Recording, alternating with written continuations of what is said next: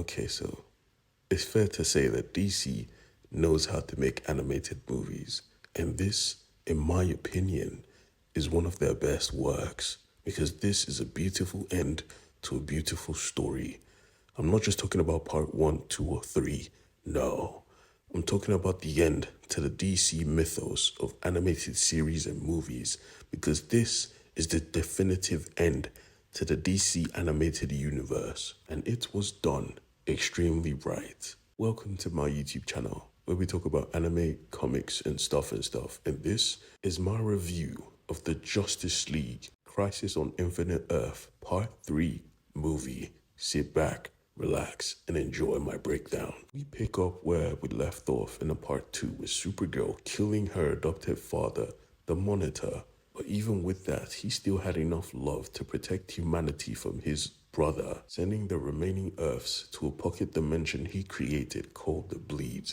And this is where our story takes place, or most of it. The first notable event is Wonder Woman. There was a specific moment here that made it clear that she was going to be important to the story. She's been missing for weeks, and they made a big deal about finding her. And as soon as she was found, we see what this world truly is. It is not a world to live in, no. It is a place just to survive because the world was still ending. Every Earth was still going to be annihilated by the Anti-Monitor. Time and space was colliding. Dinosaurs were in the present, fighting against our heroes, and it was actually beautiful to see the animation go back to its fluid style. It seems like they saved all the money for the part 3. Anyways, we get to see the coalition of supervillains that have come together to die together because, like I said, the world is ending. And I'm pretty happy at the fact that Psycho Pirate was constantly being tortured because honestly, he deserves all that pain for messing with the hero's emotions and making Supergirl do something so freaking out of character like killing the Monitor. Jesus. The Bat family was on point as usual. Getting to see all of them for multiple generations was a beautiful, surreal feeling. And Bruce, as always, he was the linchpin to discovering the truth about this whole doomsday era, this whole freaking crisis. MVP. This movie was dark. The end was not a freaking happy ever after. Nah, even Aquaman died in the arms of his family. But yes, Batman discovered the secret and he informed everyone of it. Most of them didn't even believe him.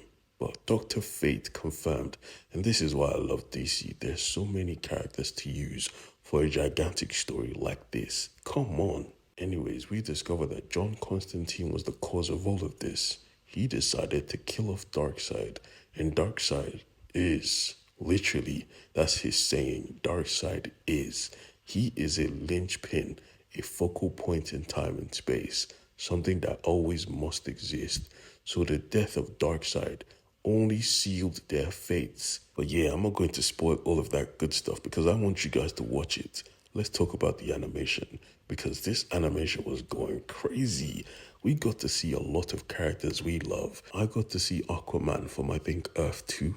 We got to see Razor. We got to see Aya. We got to see a lot of people. A lot of characters were in this movie. We got to see Kevin Conroy's last performance, R.I.P. my G.